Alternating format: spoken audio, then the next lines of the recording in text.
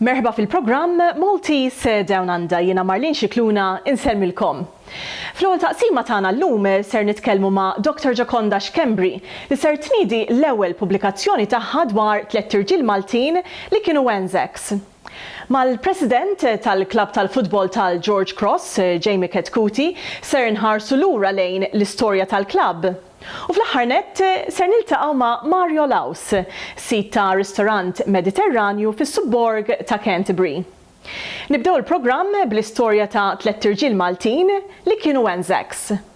Not many Maltese know that among the Australian and New Zealand troops known as Anzacs in the First World War, there were a few Maltese as well.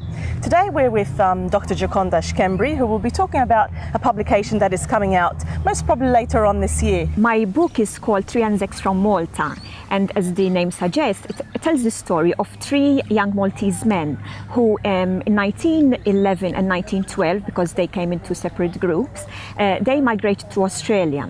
They had actually met at the Lyceum in Malta, so they were friends, and then they entered university, and in fact they studied architecture.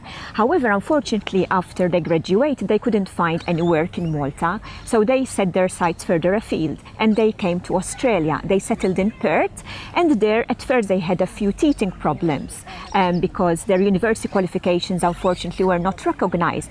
But slowly but surely they managed to settle down, secure good jobs, make new friends, and also fall in love. However, unfortunately, their carefree days were not to last because their lives were overshadowed by events beyond their control. Now, what made you want to publish this publication? Why?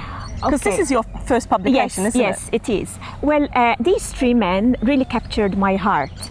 And because, like me at a young age, they packed their bags and they took the plunge to find greener pastures elsewhere.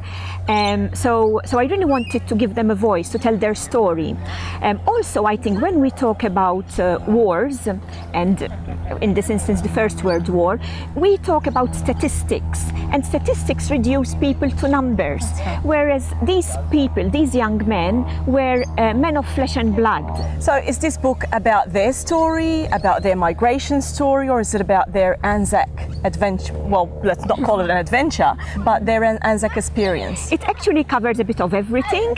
In fact, it starts from their childhood all the way their migration story, as well as their experience during the war and afterwards.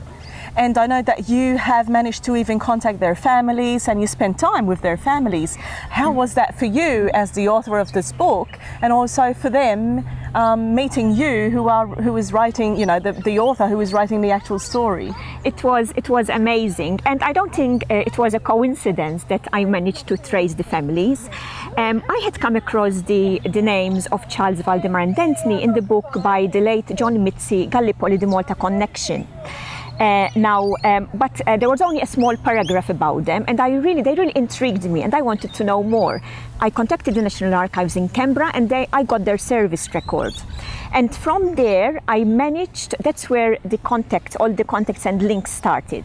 For instance, in Valdemar's service record, there was a letter by a lady called Barbara Gugeri, who lived in Perth. Now, Gugeri is not a very common surname, so what I did, I went to the phone directory and I wrote to the few Gugeris that were listed. Back to the basics, yeah? That's right. And bingo, I was lucky because one of them actually put me in contact with the niece of Valdemar's fiancé, because actually Barbara was Valdemar's fiancé. And at the time I was living in Canberra.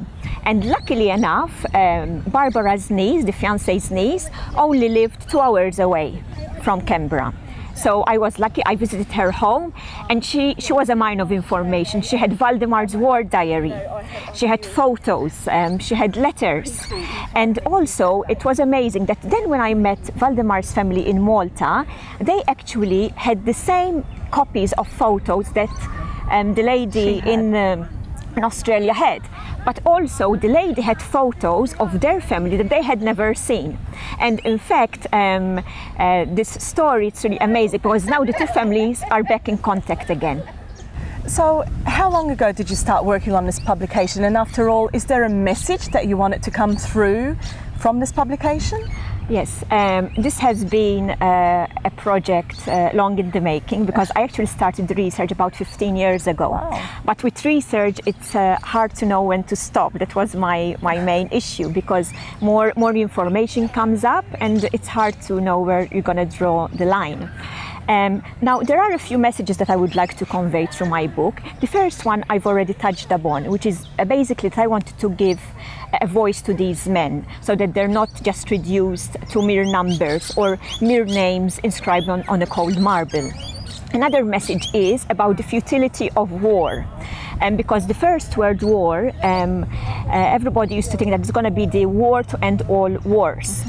Unfortunately, it wasn't the case, because in fact it created another war just 21 years later, which was even deadlier than the first one.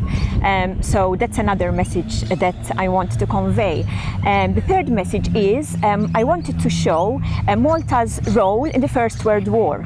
A lot has been written and studied about Malta's pivotal role in the Second World War, but I felt that there wasn't much out there about Malta's role in the first one. For instance, Malta's role as the nurse of the Mediterranean, how Malta and the Maltese welcomed with open arms thousands of wounded from Gallipoli, including a lot of Anzacs, and they were hospitalized in Malta, and unfortunately some of them lost their life, and there are about 300 war graves of both Australian and New Zealanders in Malta. So that was another message.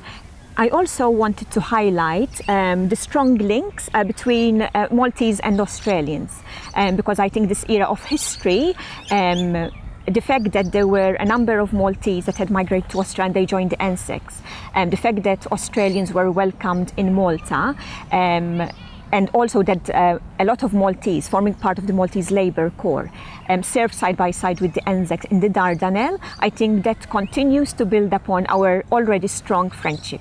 Definitely. So, remind us the name of the book, and when it actually comes out, where can we find it? Okay, so the book is called 3 Anzacs from Malta, a true story of friendship, love and loss. It will be published both as a print book and as an e-book as well, and it will be available in the next few months.